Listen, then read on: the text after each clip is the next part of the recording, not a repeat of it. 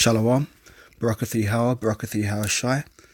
Giving all praise, honor, and glory to Yahweh, Ba'ashem Yahweh Shai, Ba'ashem Makakadash. Double honors to the elders and apostles of Great Millstone. Salutations to you other brothers who be out there pushing this word in truth and sincerity. So I'm here to do another message, Lord willing, it'll be a quick one.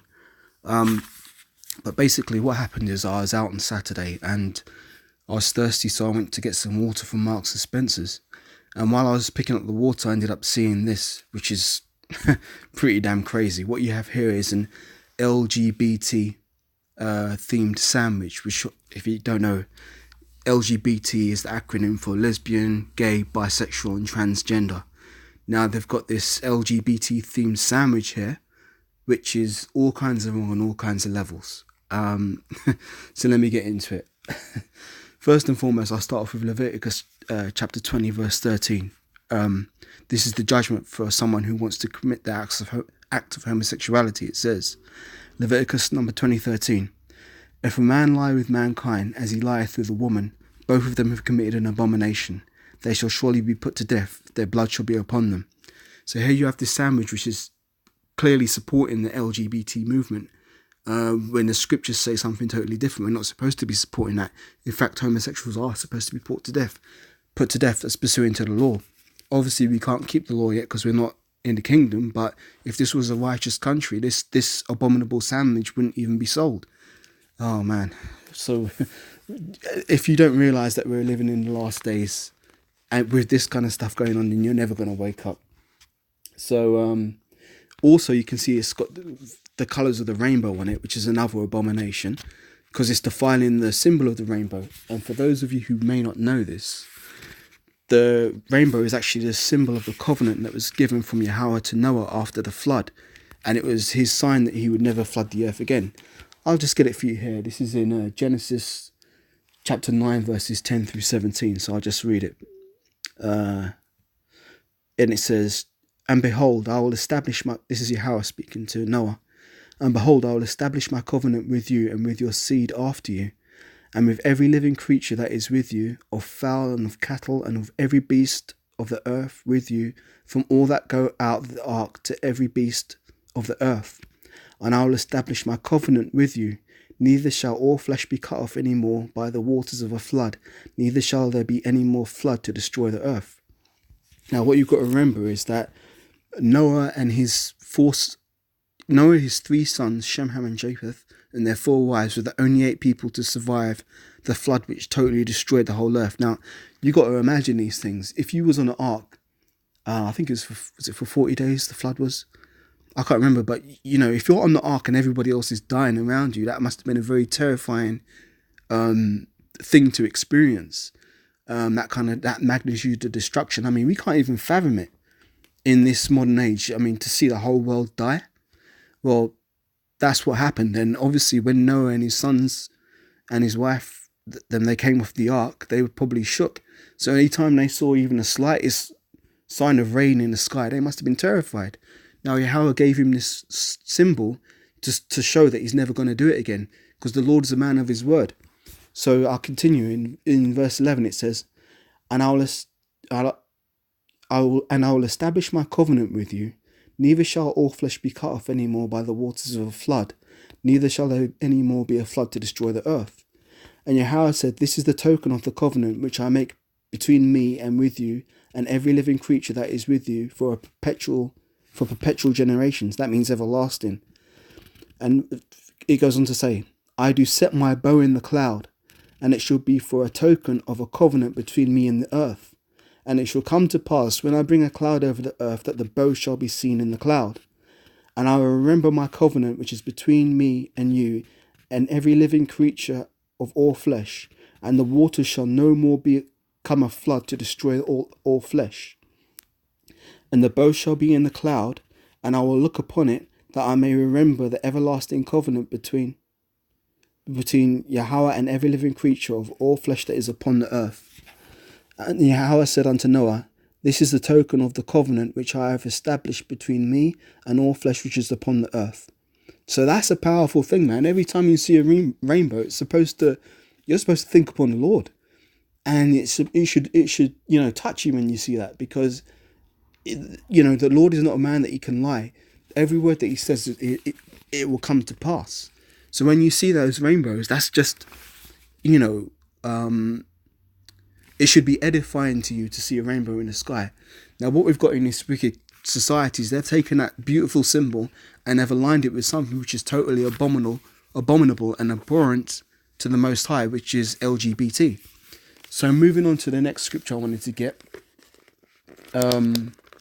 Leviticus chapter 11. Let's pull this up in my Bible here. Okay, this is Leviticus chapter 11. And Yahweh spake unto Moses and unto Aaron, saying unto them, Speak unto the children of Israel, saying, These are the beasts which ye shall eat among all the beasts which are on the earth. Whatsoever parteth the hoof, and is cloven-footed, and if cheweth the cud, among these beasts ye shall eat. These are the dietary laws, yeah, because we're not supposed to be consuming swine's flesh, which, as you can see, a prominent feature of this sandwich is they've got bacon in it, which is swine's flesh. So going on, it says, Nevertheless, shall ye not eat of them that chew the cud? These shall ye not eat of them that chew the cud, or of them that divide the hoof, as the camel, because he cheweth the cud, but divideth not the hoof. He is unclean to you. So we're not supposed to be eating camel's meat. And the coney, because he cheweth the cud, but divideth not the hoof, he is unclean unto you. And the hare, hares of rabbits, because he cheweth the cud, but divideth not the hoof, he is unclean unto you. And here's the point in Leviticus chapter 11 verse 7. And the swine, though he divideth the hoof, and be cloven-footed, yet he cheweth not the cud, he is unclean unto you. Of their flesh shall ye not eat, and their carcass ye shall not touch, they are unclean to you. See? So we're not supposed to be eating swine's flesh, it's clear and simple. But a lot of these Christians will come around and say, oh, but the law's done away with. No, that's not true. The law is not done away with, and the law is established for a reason. Yahweh divided things into clean and unclean for clear reasons. So let me move on to the next scriptures. Deuteronomy 14 and 8. Deuteronomy 14 and 8. Anybody who eats this sodomite sandwich has got to be bugged out in their mind, man. Actually, that's what I'm going to call this, the sodomite sandwich. So, Deuteronomy 14 and 8. Madness, man.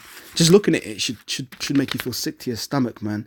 But it's indicative of this wicked society that we're living in, which is totally lost all fear of God. But they'll learn in due time. So this is Deuteronomy chapter 14 verse 8. Actually, let me go up with verse 14 verse 7. Verse 7. Nevertheless, ye shall not eat of them that chew the cud, or of them that divideth the cloven hoof, as the camel, and the hare, and the coney, for they cheweth the cud, but divideth not the hoof. Therefore they are unclean unto you. And here's the point in verse 8. And the swine, because it divideth the hoof, yet cheweth not the cud, it is unclean unto you. Ye shall not eat of their flesh, nor touch their dead carcass.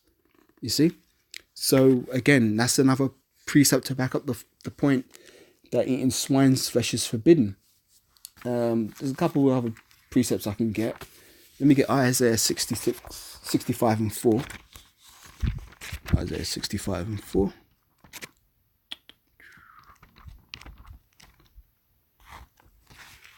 There we go. So this is Isaiah chapter 65 and 4. And let me start from the top. Isaiah 65 and 1. I am sought of them that asked not for me. I am found of them that sought me not. I said, behold me, unto a nation that called not my name, speaking unto Israel. I spread out all my hands all the day, unto a rebellious people which walketh in a way that was not good, after their own thoughts. A people that provoketh me to anger, continually to my face, that sacrificeth in the gardens, and burneth incense upon altars of brick, which remain among the graves, and lodge in the monuments, which eat swine's flesh, and the broth of abominable things in their vessels. So, Yahweh knows these people who are eating the swine's flesh, and it's abominable unto him. Isaiah 66 and 17 says,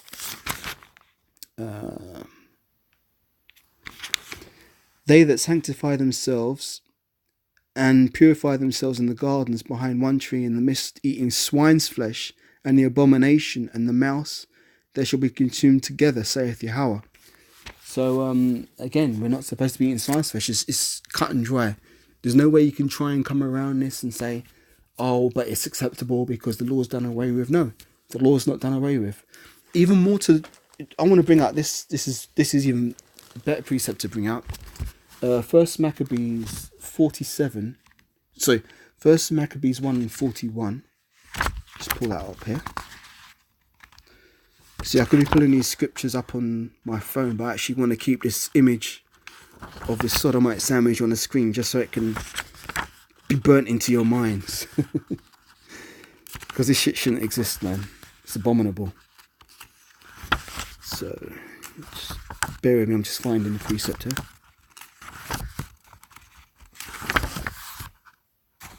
So, here we go. First Maccabees 1:41. This is during the reign of King Antiochus, who was an Edomite. Yeah. So it says, moreover, King Antiochus wrote to his whole kingdom that all should be as one people, and everyone should leave his laws. So all the heathen agreed according to the commandment of the king. Yea, many also of the Israelites, which is us, which is you so-called Negroes, Hispanics, Native Americans, Mexicans, Dominicans, so on and so forth, who are the Israelites. Let me start again. Moreover, Antiochus wrote to his whole kingdom that all should be as one people, and everyone should leave his laws. So all the heathen agreed according to the commandment of the king. Yea, many also of the Israelites consented to his religion, and sacrificed unto idols, and profaned the Sabbath. For the king had sent letters by messengers unto Jerusalem and the cities of Judea, that all should follow the strange laws of the land. And they forbid burnt offerings and sacrifice and drink offerings in the temple, that they should profane the Sabbaths and the festival days, and pollute the sanctuary and the holy people. Set up altars and groves and chapels of idols, and sacrifice swine's flesh and unclean beasts. So basically, they were doing all kinds of abominable things, such as sacrificing swine's flesh on the altars, which is completely off. That's what Antiochus the king was trying to encourage the people to do, particularly the Israelites.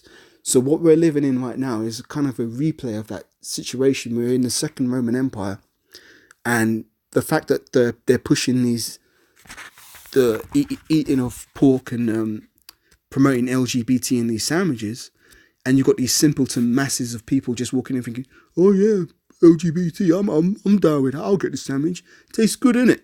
You know, those people who are in that carnal mindset with no knowledge of the truth, they're doing exactly what the same wicked Israelites who left off from keeping our laws and customs did back in the days of King Antiochus. So I want to get another account here, which is in 2 Maccabees chapter 6, verse 18. There we go. 6, verse 18. Right. This is an account of further on it during the time of the Maccabees. They were trying to encourage Israelites to eat pork. So I'll read what it says. Eleazar, one of the principal scribes, an aged man of well-favoured countenance, was constrained to open his mouth and eat swine's flesh. But he, choosing rather to die gloriously than to live stained with such an abomination, spit it forth, and it came out of his accord to the torment, as it behooved them to come that are resolute to stand against such things, as are not lawful for the love of life to be tasted. But they that had charge of the wicked feast, for the old acquaintance they had with the man, taking him aside, besought him to bring flesh of his own provision, which means that they were going to bring something else. I don't know, I guess it could have been beef or chicken or lamb or something. They were going to offer him to eat that in place of the swine's flesh, but he didn't want to do it because that would be deceiving everyone else into thinking that he ate the swine's flesh, so it is acceptable for them to eat it. And this was a man of integrity, so he didn't do that. I'm going to go on into the account and you'll see what happened. So it says, such as was lawful for him to use, and make as if he did eat of the flesh taken from the sacrifice commanded by the king. So they were going to, I guess, swap out the pork and let him eat chicken, but everyone else would have thought he was eating pork. That in so doing he might be delivered from death, for the old friendship, and that for the old friendship with them find favour. But he began to consider discreetly, and he, as became his age, and excellency of his ancient years, and the honour of his grey head, whereunto he was come, and his most honest education from a child, or rather the holy law made and given by Yahweh. Therefore he answered accordingly, and willed them straightways to send him to the grave. So he was basically saying, look, you know what, man, I'd rather die than eat that pork and deceive everybody else. And that was a righteous thing for him to do. It goes on to say in verse 24, For it becometh not our age, said he, in any wise to dissemble, whereby many young persons might think that Eleazar, being 80 years old and 10, which means he was 90, were now gone unto a strange religion, meaning that if an old man such as him, who had been keeping the law as best as he could all his life, when he is at age 90, if he's going to turn around and say, hey, you know what, I'm going to abandon the law of Yahweh and I'm going to start following the ways of the heathen, that would have done major damage to the faith of the younger men who were looking up to him as an example. So it goes on in verse 25. And so they, through mine hypocrisy and desire to live a little time and a moment longer, should be deceived by me, and I get a stain to mine old age and make it abominable.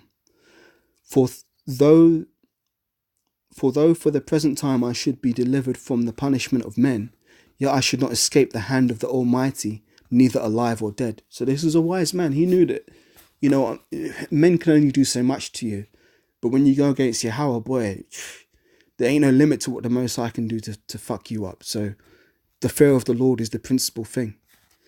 So in verse 27 it says, Wherefore now manfully changing this life, I'll shew myself such as one as mine age requireth, and leave a notable example such as to be young, to die willingly and courageously for the honourable and holy laws.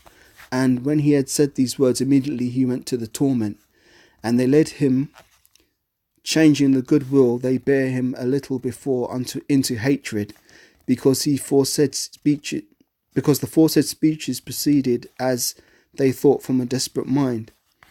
But when he was ready to die with stripes, he groaned and said, It is manifest unto the Lord that hath the holy knowledge, that whereas I might have been delivered from death, I now endure some sore pains in body by being beaten, but in soul I am well content to suffer these things, because I fear him.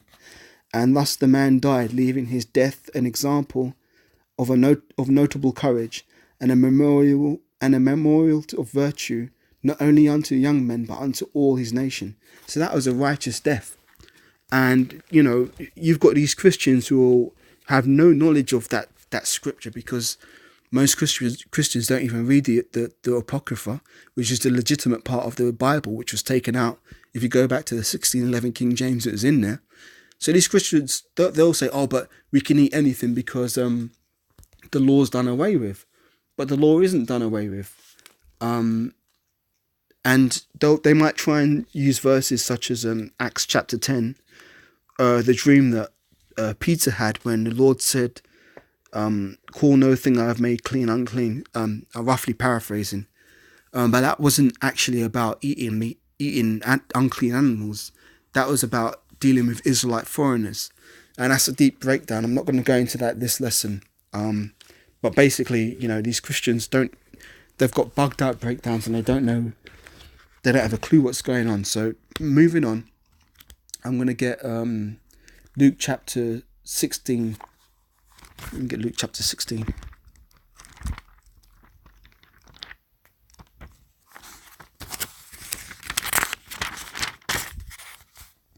So here's Luke chapter 16, verse 15 through 17.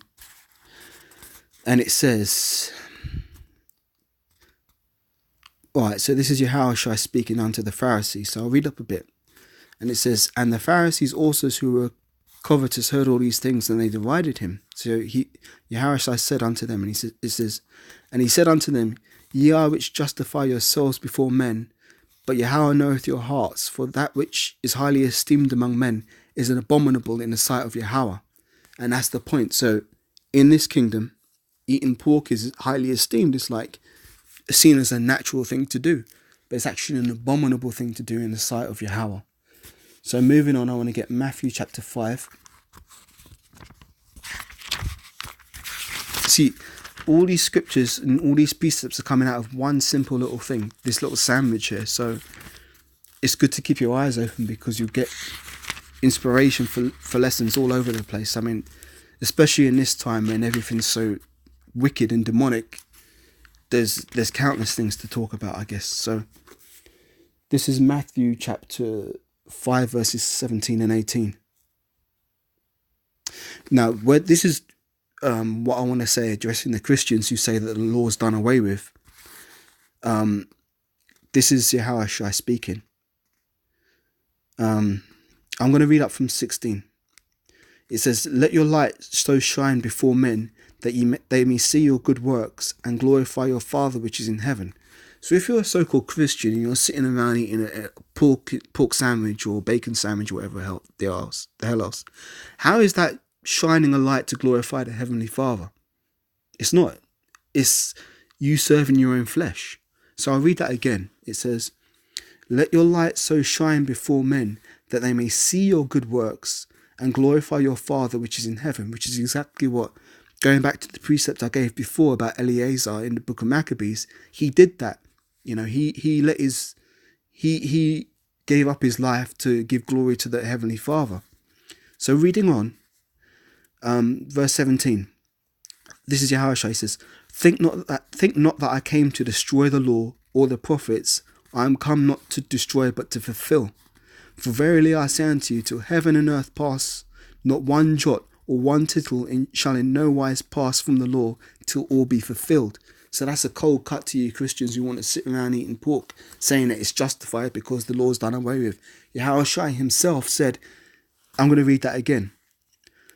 Think not that I am come to destroy the law or the prophets. I am not come to destroy, but to fulfill. For verily I say unto you, till heaven and earth pass, not one jot or one tittle shall in no wise pass from the law till all be fulfilled. Whosoever therefore shall break one of these least commandments, and shall teach men so, he shall be called the least in the kingdom of heaven. But whosoever shall do and teach them, the same shall be called great in the kingdom of heaven. So this is what we're supposed to be teaching. You know, we're supposed to be teaching other Israelites, you know, you're not supposed to be eating pork, man. You're not supposed to be supporting LGBTQ. You know, homosexuality is abomination, and it brings forth nothing but death. So yeah, I mean, I've got a couple more scriptures here, but I think I've made the point. I don't want to drag this lesson on too long. So with that, I want to close out. So once again, giving all praise, honor, and glory to Yahweh, Ba'Hashem, Yahushai, Ba'Hashem, Rakakadash. Double honors to the elders and apostles of Great Millstone who rule well and are teaching well. And shalom to all you sincere brothers around the globe who are doing this work in sincerity and truth. Shalom.